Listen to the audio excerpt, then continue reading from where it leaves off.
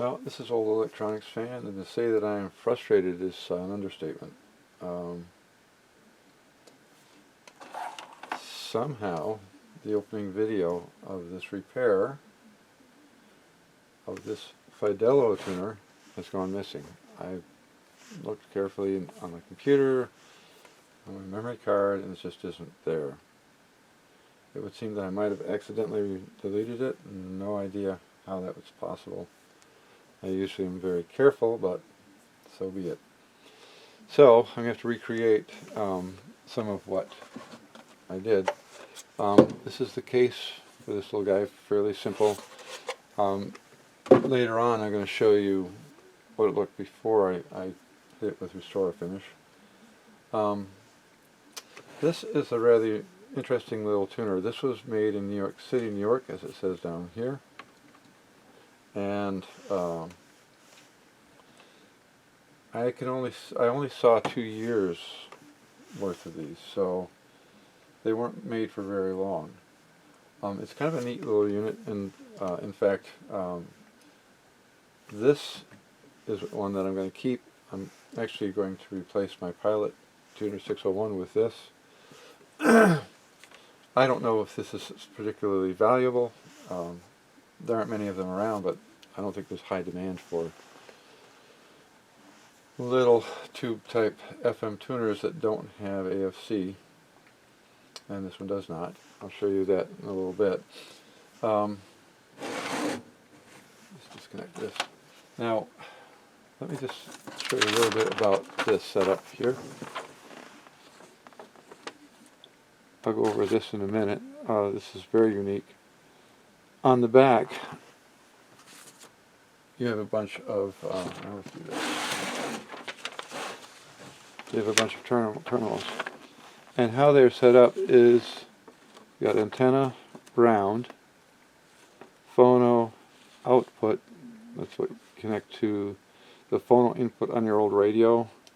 They actually showed on one of the pieces of documentation how you could take your radio that doesn't have a phono and convert it so that you can use this FM tuner with it. I thought that was rather interesting. These two pins that are not marked are both used for aligning the set. And the way this is set up, if you go to, let's see, oh, okay, yes, here we are. I seem to have lost my pointer, so I guess we'll use this pencil. Alright, so there's the on-off switch, and above it and tied to it is the phono input. And so these are linked together. When the power switch is in the on position, the phono connection is open. It's not making a connection.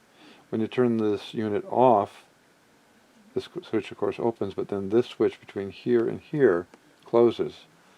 And what that allows you to do is, if you have a phono in your old radio that connects to a phono input on the back of the radio, which a lot of them did, you could still have your phono connected to this unit so that you could just switch easily between FM and phono.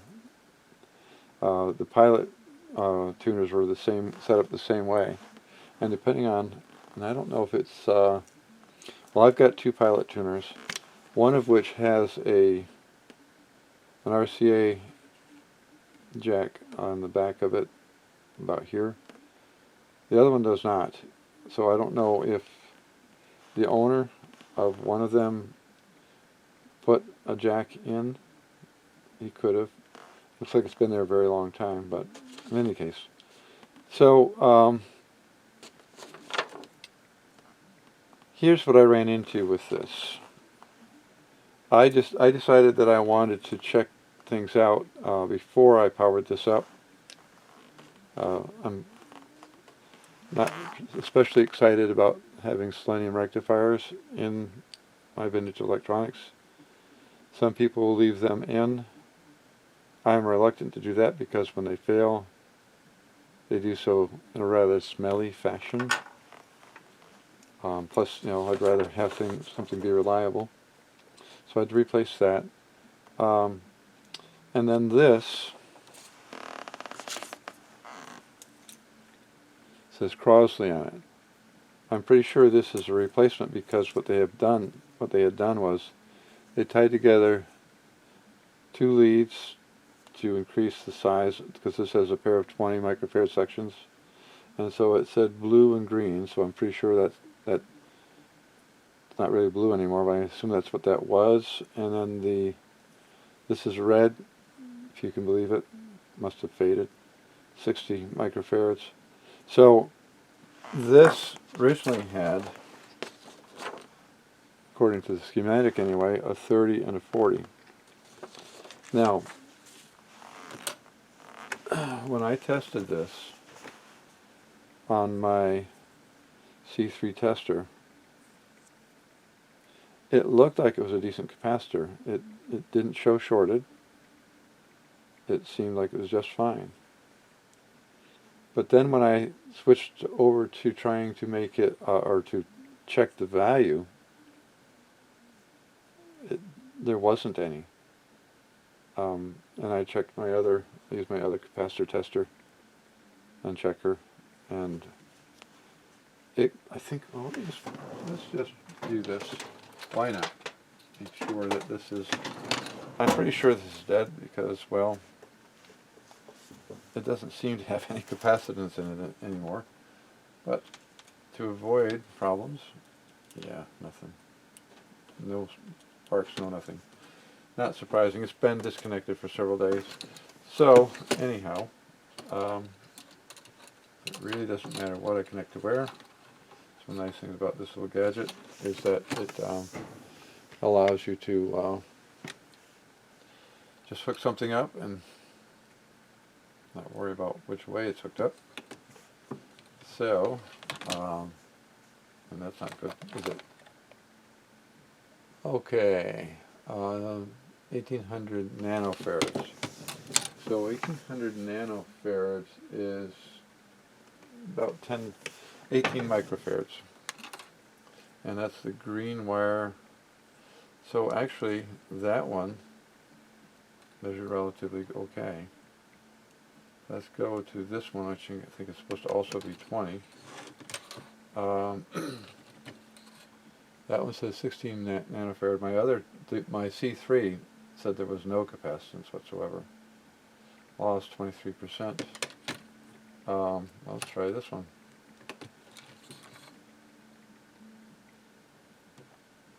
$424 nanofarads, and that would be 0.4. Yeah. So the red wire is supposed to be 60 microfarad, and it's 0.4. So even though this isn't testing out as shorted, I did check, and it's not, or high ESR. Let me just see. Actually, I didn't look at if it gave me ESR. Let's see what it tells me. I didn't pay attention. Maybe you did, but I didn't. Let's see. Okay. 0.14K, 140 ohms. Yeah, I don't think that's a healthy measurement. Let's just for the fun of it try one of the others. Let's do this one. Since I didn't pay attention before, let's see. It doesn't even tell me it just tells me V loss. Now why not? That's green. Let's see what green says. I think green said something similar. Unknown or damaged part. Oh, really? Come on. Are we not connecting? I just read you. There we are. ESR, similar. 140 ohms. And of course now it's saying this insane 2300 nanofarads. Yeah, it's not consistent. It's actually a little bit better than I thought it was, but I decided this wasn't worth keeping in. I don't. Let me actually mention my revised approach. Well, I say revised, it's not really. There has been a part of me that when the electrolyte tests really well and it's not humming and so on, there's been a tendency to me to think, well, maybe it's okay and I can leave it in. I have actually never done that, for the simple reason that I don't trust them. These are old. This is a 48 radio, which means it's 55 years old. Now, I don't know when this was replaced. Crosley, I'm familiar with Crosley cars and appliances, and I think they actually, yeah, they were actually Crosley radios, come to think of it. So apparently, well, maybe they made replacement capacitors, or somebody borrowed this out of an old radio. Don't know. In any case, this isn't exactly new either. So I didn't really care for it. I didn't care to leave this in here, and so this has been replaced. Now, there's some other fun things I want to get to, but all right. So if we look, I don't know if you can see it's hiding down there. It's a little diode. Let's go here. You can kind of see it hiding under there. That's where it is, right there. Little 1 amp diode. I think it's a 1N, but I forget what it is. So this originally had this in there. This is supposed to be a 750 ohm resistor. It's now 850, and it doesn't really matter because when you put a diode in place of a selenium rectifier, you have to change the resistance here if you want to get the right voltages. These have a lot more internal resistance than those do, and the output of the selenium is different than these guys. So, so this is a 1200 ohm resistor. I probably could go to 1500. I tried a 2K and that didn't work. Let me show you what happens when, and this is an issue because modern capacitors are not as tolerant, I'm told anyway, are not as tolerant of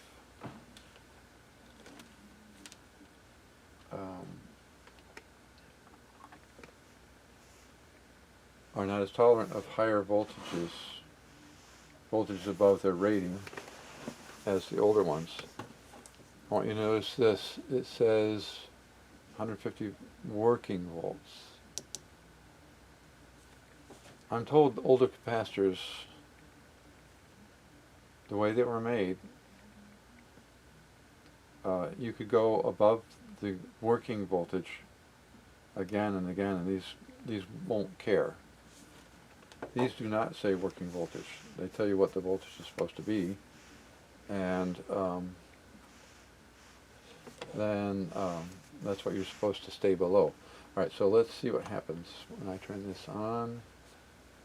Oh, 180. Okay. Those capacitors are rated at 160. So that is actually even higher than I thought it was going to be. Like, so I was thinking about 170. So I have actually ordered new, I mean, these are Rubicon, these are good capacitors, they're not junk, but I don't think I want to run those that much higher over their rated voltage if in fact, careful with my digits because I can wind up getting zapped.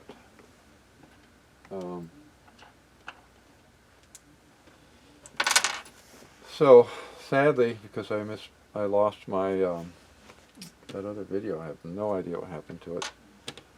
Maybe I was asleep. All right, so let me back out a little bit here. If you look here, I've got a new capacitor here, here, and here.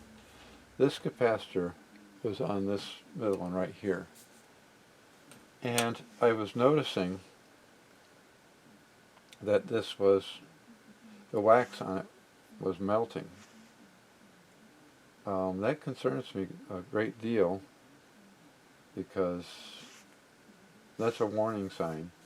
Now, you could possibly say, well, yeah, the tube is heating up and it's warming up this capacitor. Well, on this style tube, the heating part is a good distance away from this. It doesn't mean that this doesn't get hot, but this was getting much warmer than it should be. In fact, I'm going to, where are we? There we go. This little guy, it's just not happy. So let's see, get that hooked up. Maybe I'll use this so I can keep it down. Well, you know what, maybe I'll do it up there. All right. So I'm going to tie this into my C3. And we're going to take a peek at what comes up. All right.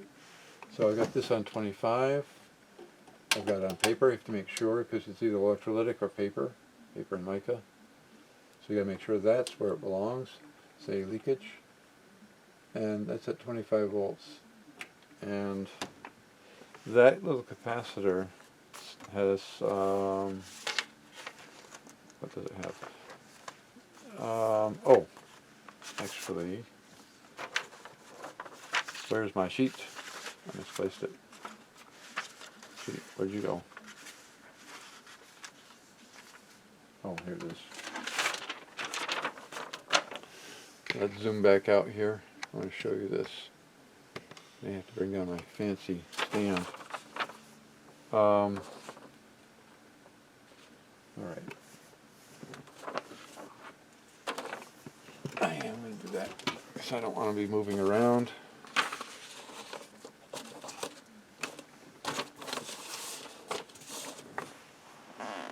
Let's zip it back in there a little bit.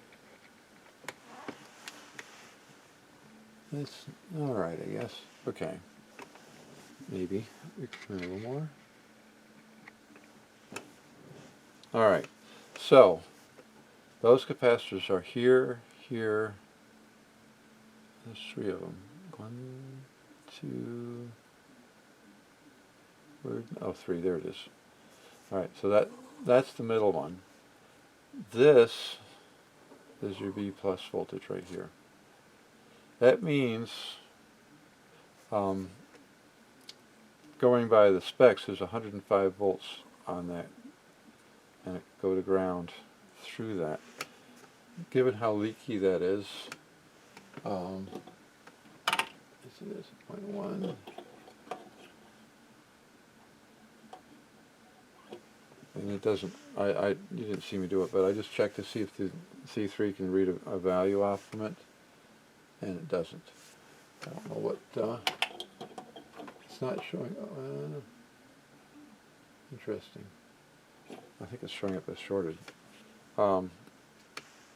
When you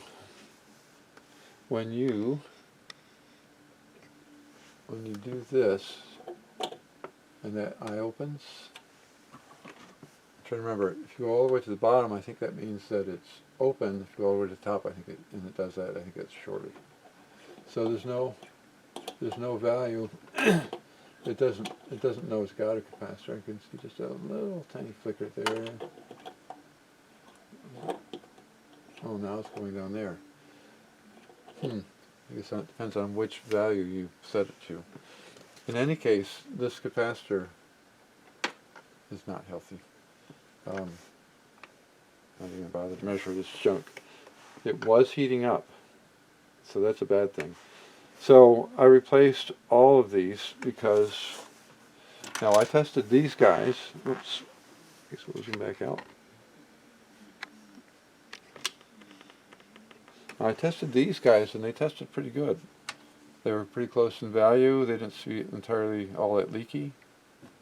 But given what this one, and these are both micromold, different variations, and I don't know if somebody had their digits in there and replaced these.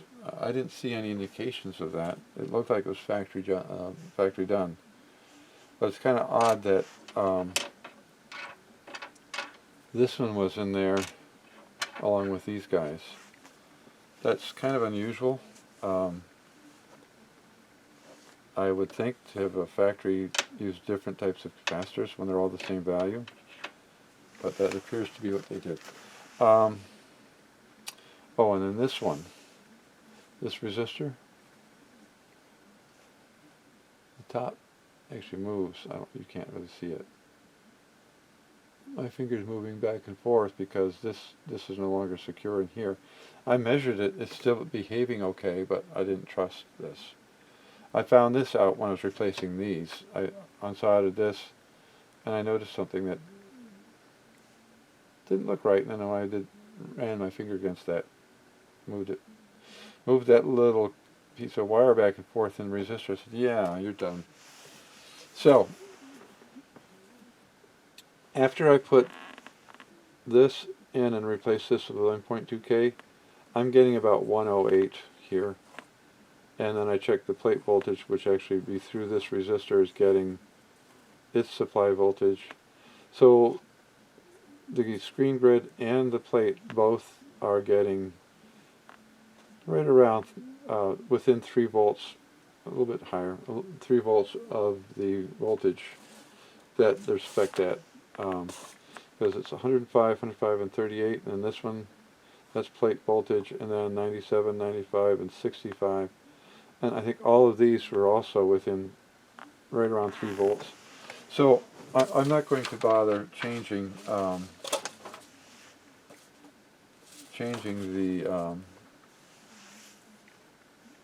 this resistor for a higher value. I think it's working just fine. I think it'll be okay. So let's see what else. So I've got new capacitors coming for this. This is going to stay. Oh, some of these resistors. One of these is a little bit. It's out of spec because these have a gold band on them. Which gold is what? 5%? Yes. So these are supposed to be precision. Oh, and this is the other thing. These are 1300. This says it's supposed to be 1K. So either they changed the either this is a different edition than this schematic is dealing with, or the schematic's wrong. I don't know. But the schematic, there are a couple places where this schematic does not agree with what's in the radio. Given that this appears to be factory, I'm going to go with what is in the radio. I'm not going to modify it. And given that the voltages are in line with what's on the B plus, so the B plus is within 3 volts. The voltage I'm getting on the plate of these tubes is within 3 volts. I don't want to make the resistors smaller in value, so we're going to leave that alone. Let's see, what else am I going to do? Alright, so this capacitor was stuffed inside of here. Another reason that makes me think it's not original is that this didn't fit properly in here, and I have a feeling that I'm pretty sure that the original did fit properly in there and was secure. This was just floating around in there. Not ideal. Let's see. Now, the other thing, okay, this is where it gets really interesting. And I'll be honest, I did not have a clue about this. Let's see, can I? These Go ahead and tilt this up so you can see better. Alright. So I don't need these guys around in my way anymore. And I'm going to... Now I confess that I did not know what this was.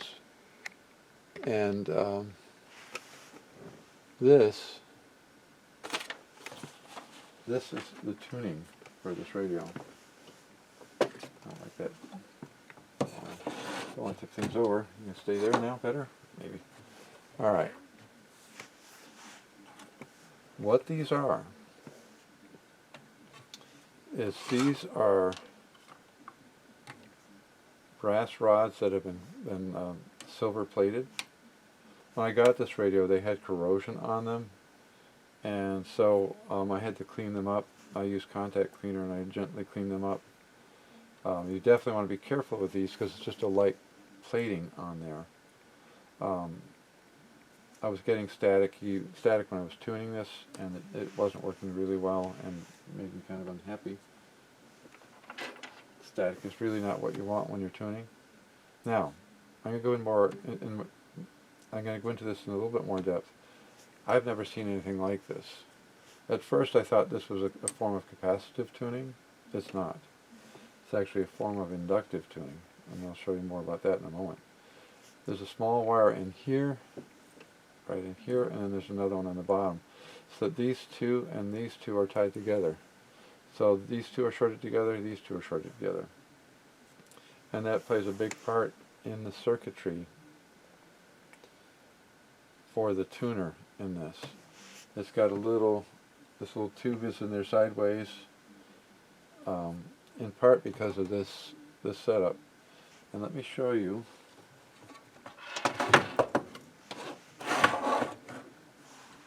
Let's see here. Alright, so there's a capacitor here, and there's a coil there, and I think there's another coil probably underneath. These are locked down. These are soldered in place. These capacitors, they don't want you tuning these. And to be honest, I don't want to be tuning those. But what they've got is they've got a wire soldered on here, there's another one soldered here, another one soldered here. And now I'm familiar, in fact, I did a Stuart Warner radio recently. There's a video on that.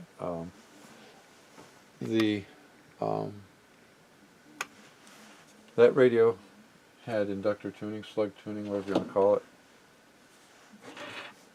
This is actually similar in concept. The reason they can do this is because of the high frequencies that they're involved in. So, so let's look at, let's see. I had to go researching this because I had no idea how this is set up. Let's see here. So there's a document. I actually found this radio museum, and this is very interesting. It says employs the limiter discriminator method of detection, and it gives you the schematic, and I'll show you that. We were just looking at it.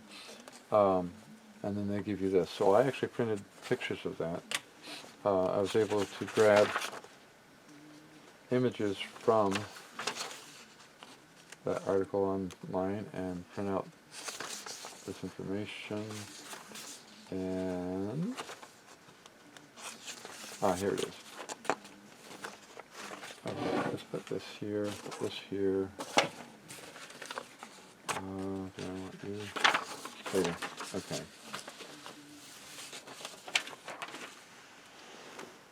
So this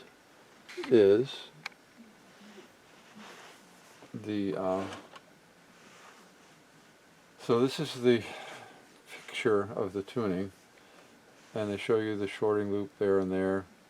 They use lucite blocks here and here, and this is also a lucite block, which means that the block itself is non-conducting. your dial string actually goes right through this, so that you're moving this block back and forth as you tune.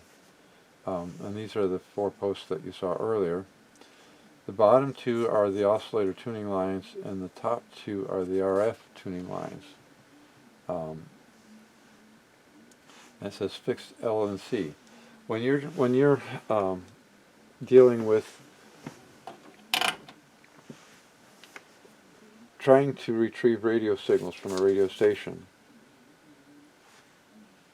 especially and when you're dealing with a superhet system, you've got 2 parts. You've got an oscillator, and then you've got the RF signal that's coming in. And the oscillator and the RF tuning have to be in sync all the time, or the radio won't work properly. And in this case, because the shorting loop, well, they show you right here, there's a shorting loop that goes between this one and this one with an LC on there. And both of these are set up that way. And they go through, they talk about the signal traveling through this or traveling this way. But there's a fixed L and a fixed C. And the reason this can work is because of the high frequencies that you're dealing with and the small capacitances that you're dealing with. You're talking picofarad capacitors here. So what happens is, as you move this back and forth, there's a small change in the inductance in this pair and this pair. And that change in inductance is what allows this to actually tune in your signals. I've never seen anything like this before. It's all new to me. I don't know if anybody else has seen it. It's not.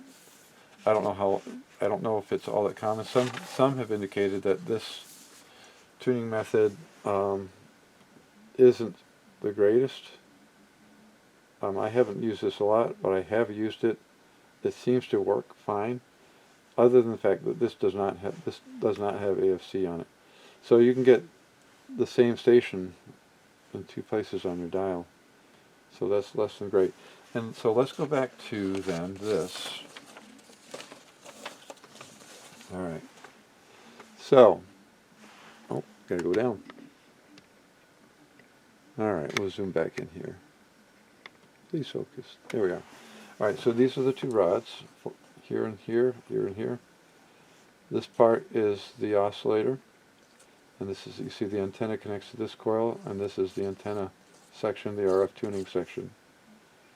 And then what happens is that this becomes an AM signal, I think at 10.7 megahertz, and then it behaves more or less like a regular radio. From there, you do have a full wave diode set up here. Whoops, and you can't see that. There's a full wave diode here, double diode here, that then gives you the audio signal that you need to have for your to feed your amp. And that feeds down here and here, and it goes over here to this output. Okay, so this other line is for alignment. So this is actually your, and you notice there's the capacitor here. Oh, darn, rats. I guess I should have moved down a little bit. All right. All right, so this line comes down from the full wave diode. This line here comes from the full wave diode that's there. Comes down and it splits here. This is for alignment. This goes to your amplifier, your phono connection on your radio. And they have a coupling capacitor here, which is what you want because you don't want DC voltages from either of these going to the other. Causes problems. And then it goes here, and then this is the output to output. Well, I don't think that's quite right. Output. My. Let's try output. I don't think we have outputs. So, but this is pretty amazing to me. That you could take, and as they mentioned in here, And if you look for Fidelotuner in radiomuseum.org, you can find this article and you can read all about it. You can get into this way more in depth than I'm willing to. Like I mentioned, I don't think I've mentioned it, but I am not even remotely an expert on FM stuff. I mostly work on AM. I have aligned FM radios. I can at least follow instructions, but explaining how it all works, I'm the wrong guy for that. But I just thought this was so amazing. Now, one of the things I did was, oh yes, so they've got a fixed capacitor and fixed inductor, and then the difference in the induction as this thing moves along these 4 bars is what enables this thing to tune. And the other part that makes it possible is the high frequencies and the small capacitors involved. So small changes in this allow the system to actually tune in the signal that you want. Let's see, I was heading for something else and now I've forgotten. Oh, this is also in the documentation. I'm going to just mention this very briefly.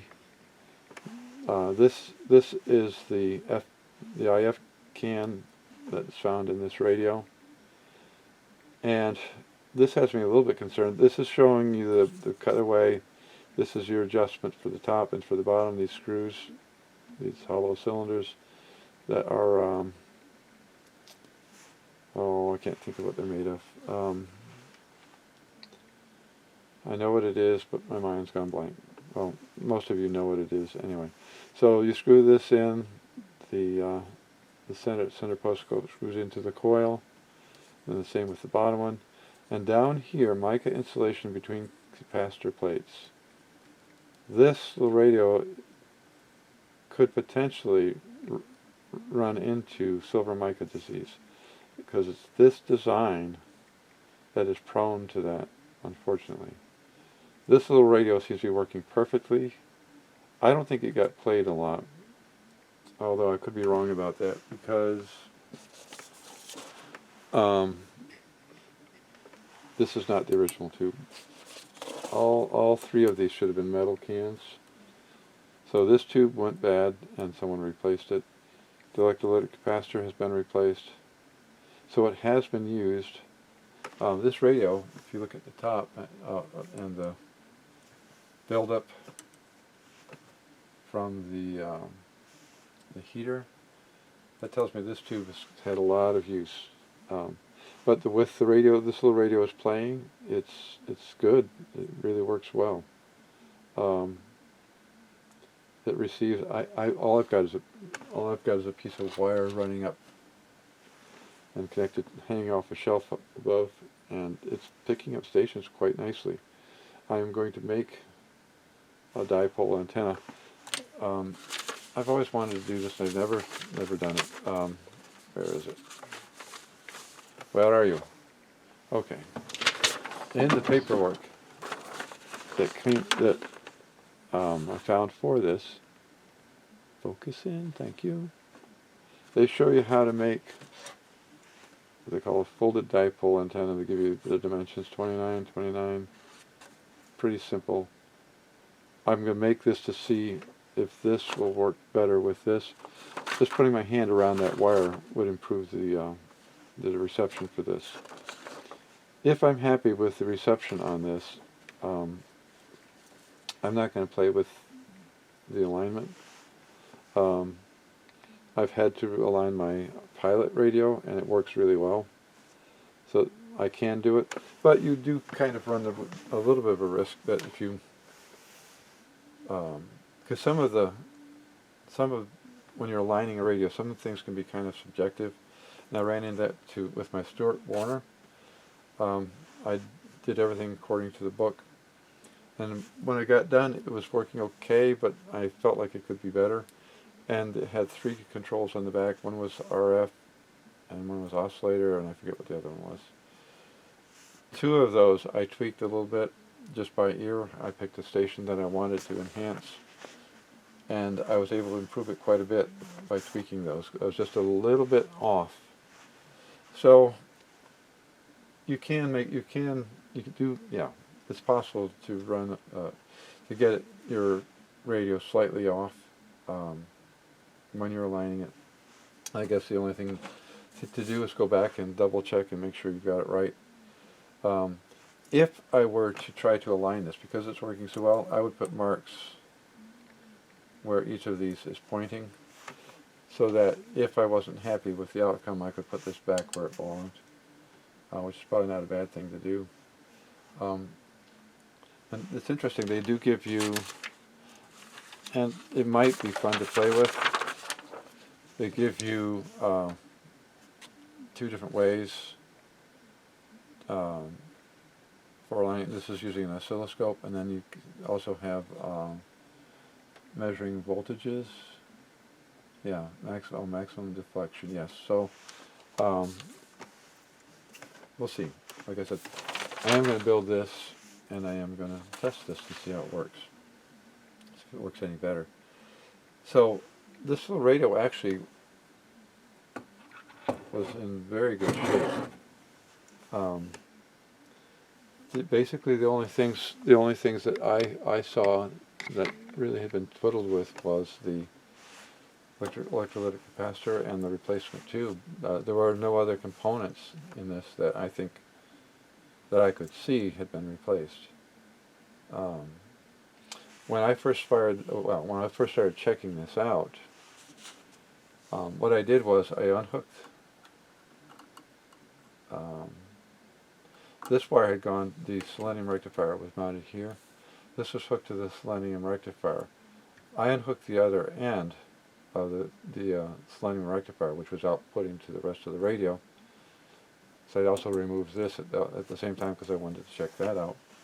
And so I used my isolation transformer and turned everything on and found out there was no voltage. The output of this, I think it was this side. This side, there was no voltage here. So I went to this side and there was voltage. I breathed a sigh of relief because I thought, well, maybe the transformer had gone away. Thankfully, no. That made me very happy. And since I was going to replace the electrolytic, I also went ahead and replaced these. I put this little terminal strip in, make it easier to mount everything. And it really works. So I'm going to show you, actually what I'm going to do is, I am going to make that dipole, and then we're going to see how this thing performs with that. This radio did not come with these. Don't do that. This radio did not come with these. I made these up just to make it more convenient.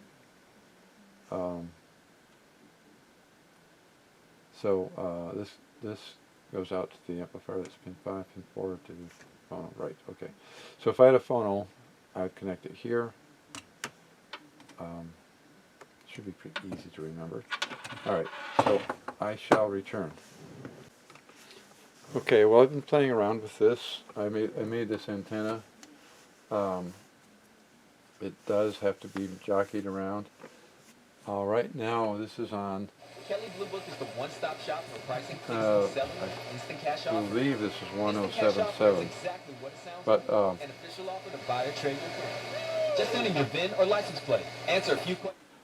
That's kind of hard to get. I tried my Sanyo boombox, which has it's a decent radio, really decent, and has an antenna that you can move around, and it's not any better than this. And you do have to jockey this around to get stations where you want them. Not Monday morning.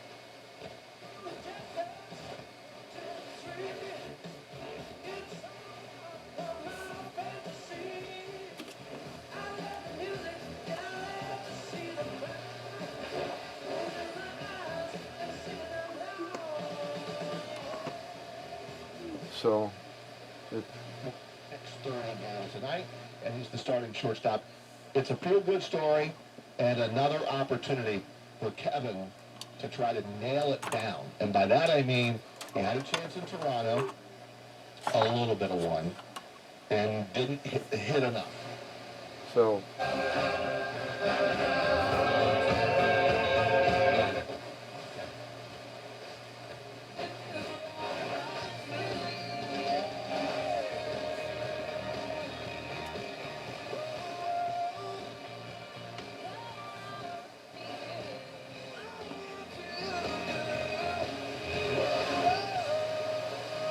.9 and 107.1 the cat. What's going on? It's Ryan, guys. The total request lunch. Jess in Scotia texted. She's been jamming out to Morgan Wallen's new album so much lately, and she's on the so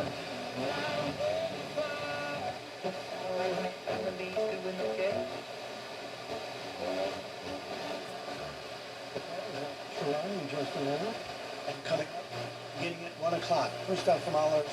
It is really to understanding life.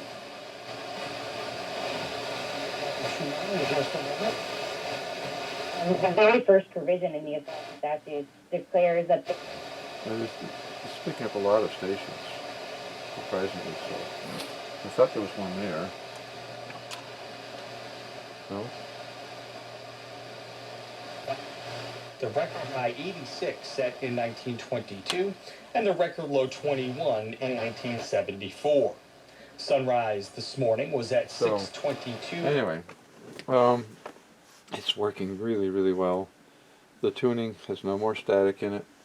If I had realized that that was silver plated, although I kind of thought it looked like that, I might have tried cleaning it with silver polish, but I did use contact cleaner. It wasn't abrasive, and I did get it clean enough so that it works properly. The other thing I want to show you is, well, the condition of that case before I hit it with Restore Finish, and then how it looks now. And then I'm just put this back together because it's working just fine. I've got some stuff coming for it. It's going to be a while before I get it, so I am, but I'm delighted actually, and I'm actually thinking about maybe getting an FM amplifier. They make them for if you have an antenna and you're trying to get stronger or make your signal stronger for your TV. Some of those amplifiers also handle FM. A lot of them do. I don't know if they all do, but I mean, FM and TV are in the same ballpark. At least used to be. So I may just, in order to make some of these things that I'm playing with more useful, I may try to get an amplifier. This is designed the way the little information sheet tells me to. It works best, well, depends on the station, but I've got the T part go vertical because it didn't work going this way very well. But if you move it around, sometimes you get stations to come in really strongly. So I have to see what I can do about getting a better antenna setup. But I'm really happy with this. It's unique. It's got a tuning system I've never seen before. It works really well. So there's just not much else I need to do really. Yeah, I could take and clean all the dust out of it. I'm probably not going to do that. It's just going to get dusty again. It's not like I'm going to be taking it down off the shelf and cleaning it on a regular basis. I might do a light cleaning on it, but it's not really all that bad considering how long this apparently sat. Oh, the other thing I should mention is they show you in the instruction sheet grounding the antenna here and connecting the wire here. When I did that, it did not work as well. In fact, originally I just had a clip lead hooked on here and just ran it up there, and that actually worked surprisingly well. This does work better. unfortunately you do have to play with it, and I'm not crazy about that, so I'll have to explore a way to get a better FM signal in here. Because this little thing, I'm very pleased with it. It works pretty well. It seems to be, like, actually the alignment on this is better than on my boombox. I must have gotten in there and tweaked the wrong thing at one point, because the position isn't quite right on the FM part. So maybe I need to look up a, see if I can get some information on how to align that and get that fixed. I'm not sure why I would have tweaked it, but I'm the only one who's ever touched that, so there's a real chance that it was me. I have no idea what I did. But I've owned this thing, oh man, I hate to say how long. Let's see, that was probably 1970s, somewhere around there. 70s or 80s. So 30 to 40 years I've owned that, which still works. I've had to take it apart and clean the controls on occasion, but that's pretty much been it. So Sonia did a good job building that, and it sounds really nice. I've always been delighted with the quality of the sound that thing puts out. So, alright, I'm going to show you, the next thing I'm going to show you is the case. Well, this case on this is in pretty good shape. I did work on this a little bit more because there were some horizontal scratches that I apparently produced when I was trying to polish it, so I used a swirl pattern and it seemed to help it. It's really weird. There's some kind of a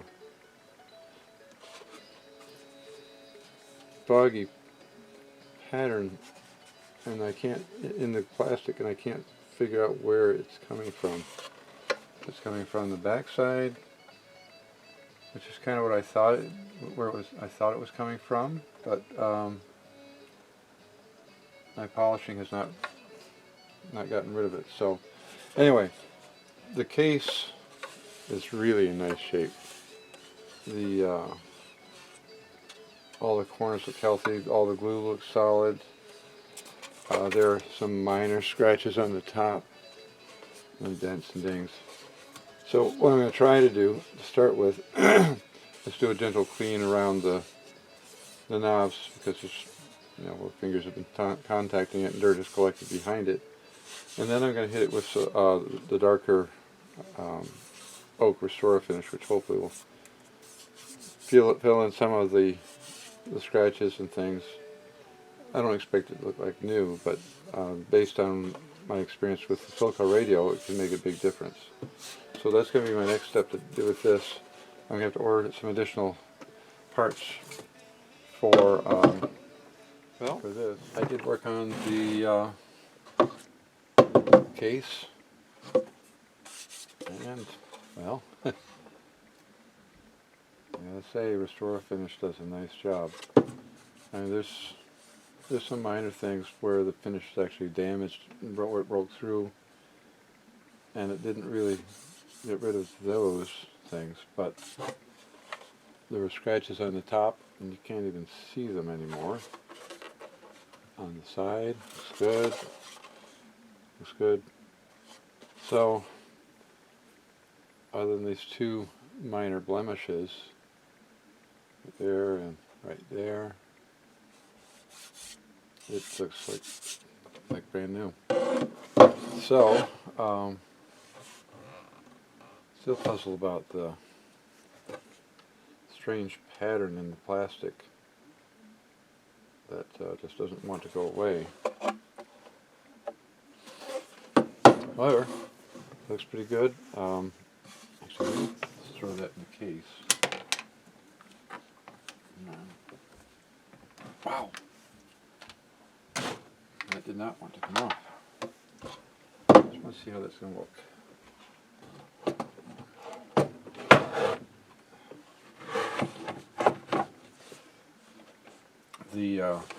That's what I was trying to remember. Let me take this back out for a minute.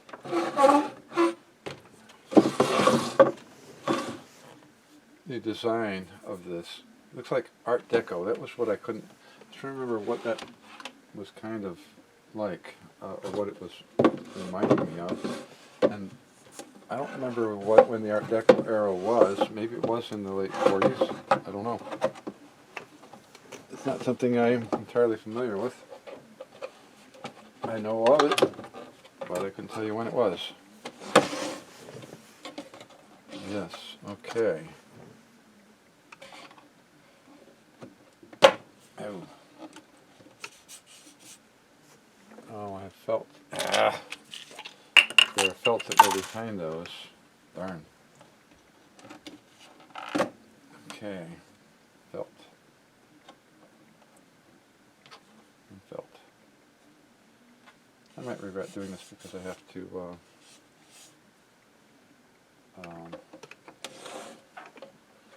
take it apart when I get new parts for it when they arrive, but I just want to see what it looked like all together and polished up. There. Let's this up a little bit.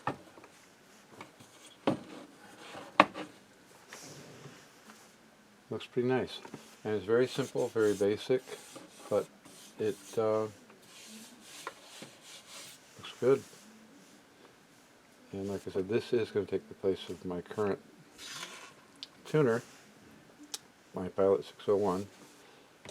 I think this is unique, and it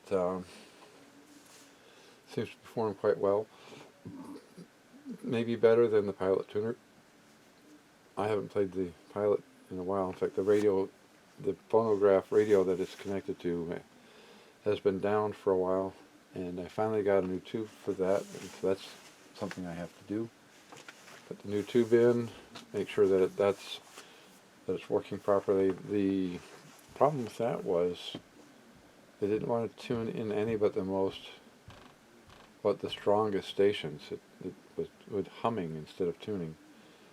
And I did kind of interesting. I grabbed the detector tube out of that radio to use in the amplifier I was working on, and the amplifier terminated that tube, but I think that tube was already unhealthy. That may have been why it wasn't tuning in properly. When your detector tube goes south, that's an important piece of the signal chain that's gone. So it could be. I'll find out. Then I'll hook this up to that and see if it's works as well as the other one. And let me think. I think that's it. I'm going to wrap up with this because I don't really, there's absolutely nothing that I need to record. I've told you basically what I've done, what I'm going to do, and me showing you replacing capacitors that I've already replaced doesn't sound very exciting to me, and I doubt it sounds very exciting to you. So, so we're going to wrap it up right here. Hope you enjoyed this, and hope to see you next time.